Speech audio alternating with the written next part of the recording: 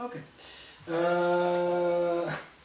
qui est bien, c'est que j'ai pas de thème. Alors, on va. Oui, ok. C'est pas la galette. C'était la galette. Donc, ouais, on va parler de. Oui, je vais rebondir sur un écrit que j'ai eu de Wafa par rapport à la vidéo que j'ai mis hier concernant, donc c'était l'hypnopapotage de décembre sur la gestion des douleurs, et à un moment on parlait du nombre de séances. Vous vous souvenez, on parlait au niveau du chronique, on disait que ça pouvait durer un certain temps.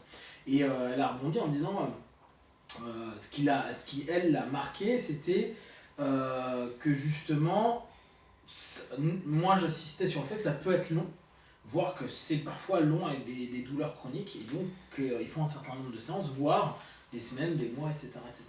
Et donc ça fait revenir sur cette question qui est quand même assez latente dans l'hypnose, qui est en combien de séances ça fonctionne, et est-ce que ça peut fonctionner rapidement. Donc il y a plusieurs choses, je trouve, qu'il faut reprendre en compte par rapport au fait quand on parle de l'hypnose, et de qu'est-ce qu'on met derrière, et qu'est-ce qu'un partenaire, un client, un patient peut attendre de l'hypnose. Ça va dépendre complètement du cadre dans lequel on propose l'hypnose. Si on propose l'hypnose dans un cadre médical comme un outil, bien sûr que tu ne peux pas attendre que l'efficacité elle se passe dans 3 semaines. D'accord ?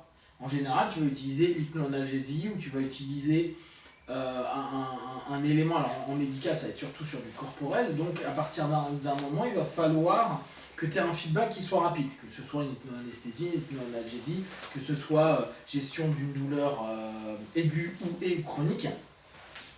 Et dès lors, le feedback de la session doit être immédiat. C'est-à-dire que la personne qui vient ou qui vit à l'hôpital cette session-là doit avoir immédiatement un feedback. C'est-à-dire que la seule chose qui nous intéresse, c'est l'ici et maintenant. Et d'ailleurs, l'hypnose, c'est dans l'ici et maintenant. Mais c'est court-termiste, c'est-à-dire j'ai besoin de faire une opération, j'ai besoin d'apaiser pour, même en kiné, si on prend les feedbacks que tu m'as fait, pendant un massage, ou pendant que je tire le bras, ou pendant qu'on est en train de faire de la rééducation. Ce laps de temps-là, quand l'hypnose est utilisée comme un outil, on ne va pas dire, bah non, ça va durer X semaines, X mois ou autre. Ce qui nous intéresse, c'est ici et maintenant, j'ai besoin de ceci ou cela. Donc là, on l'utilise comme outil. On ne l'utilise pas comme thérapie. D'accord ? Et je pense qu'il est important de cadrer cette notion-là. J'utilise l'outil hypnotique dans du coaching, j'utilise l'outil hypnotique dans mon travail d'accompagnant médical, infirmier, etc., etc. Dans mon travail d'accompagnant kiné, ostéo, etc. Où là, on utilise des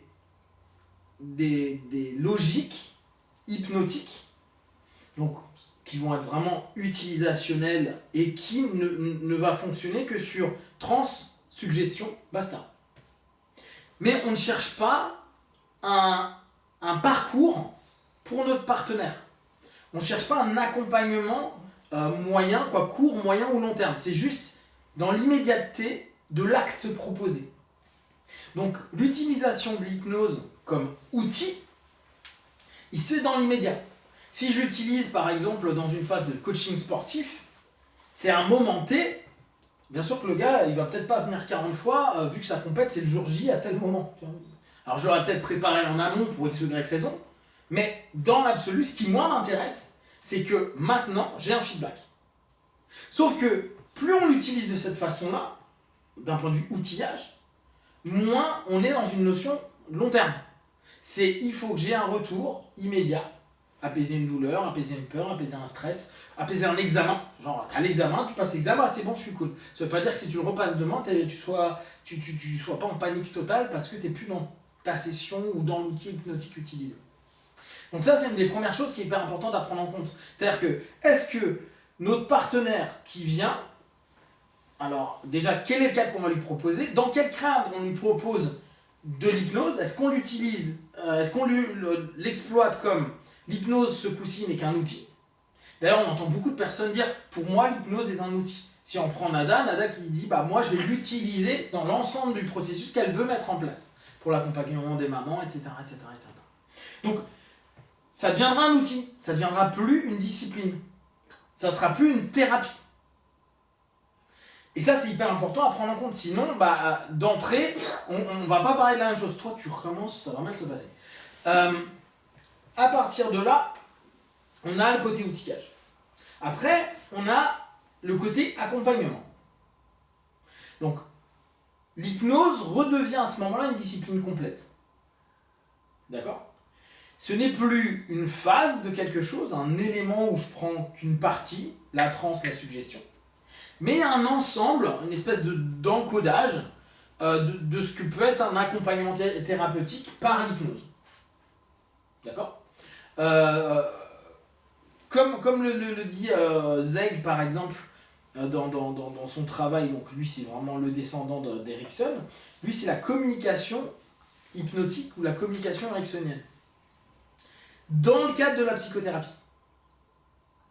D'accord ? Donc, on n'est pas dans l'hypnose. L'hypnose en tant que telle n'est pas considérée comme la discipline psychothérapeutique, mais elle devient une parcelle, une composante de la psychothérapie qui est proposée. Alors là, on est encore dans un autre modèle. Ce n'est pas un outillage, c'est une parcelle inclue dans une psychothérapie. Donc ça ne va pas être simplement là pour les 5 minutes, ou les 10 minutes, ou l'heure qu'on passe ensemble, que je vais utiliser un outil hypnose. C'est dans la continuité d'un accompagnement d'une problématique psychique, physique, émotionnelle qui est présente et qu'on veut faire passer. Là, on va utiliser l'hypnose. Plus certainement d'autres choses, ou en tout cas, on est bien dans cette idée de psychothérapie. Je vous rappelle les premières fois, alors je relisais des textes là-dessus, on dit que parfois la notion de psychothérapie aura été créée au UK, mais c'est pas hyper clair. En tout cas, chez nous, c'est Bernheim qui l'a utilisé, donc l'école de Nancy d'hypnose, qui a été un des premiers à utiliser psychothérapie pour le mot, pour parler de l'hypnose. D'accord ? Donc c'est assez intéressant, vu que maintenant, nous, hypnotistes, on n'a pas le droit d'utiliser le mot psychothérapie. Donc, se dire, tiens, l'hypnose est une discipline entière, mais elle n'est pas forcément une psychothérapie.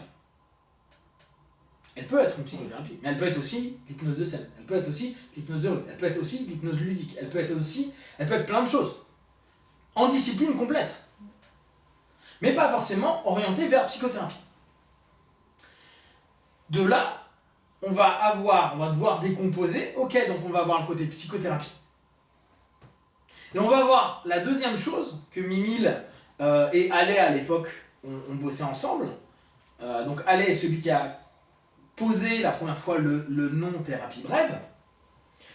Thérapie brève où, pour une problématique, on a 10 sessions. Une problématique, 10 sessions. Si on prenait sur le rapport de la douleur, sur une douleur, 10 sessions. Un peu bizarre, mais on exagère, on extrapole, mais ça donne l'idée. D'accord. Donc, où là, on va avoir la psychothérapie, par l'hypnose, la communication hypnotique, par un moment, ou la thérapie brève, qui va encore recadrer notre façon de percevoir l'hypnose et de proposer l'hypnose aux gens de façon complètement différente. En tout cas, pas avec le même cadre, donc pas avec les mêmes attentes potentielles des partenaires qui vont venir. Et aujourd'hui, on est arrivé à la thérapie brève, super brève, plus c'est rapide, mieux c'est. Donc, Alain nous disait 10 sessions une problématique. Aujourd'hui, on dit moins de 5 sessions, la thérapie brève dans l'esprit des gens, et dans l'esprit pas que des gens, mais aussi des praticiens de PNL, de thérapie brève, quoi, d'hypnose, de PNL, etc., c'est de se dire, entre 1 et 5 sessions, c'est good. Je vous rappelle, Jerry Kine, lui, était beaucoup entre 1 et 10 sessions.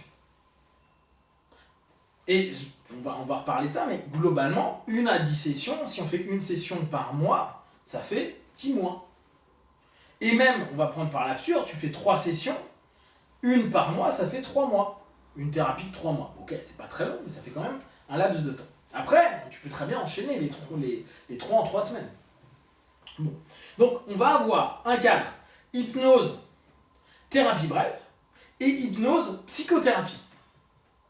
2 cadres, 2 mondes et 2 façons différentes de percevoir et surtout 2 attentes qui ne sont pas les mêmes de la part de nos partenaires.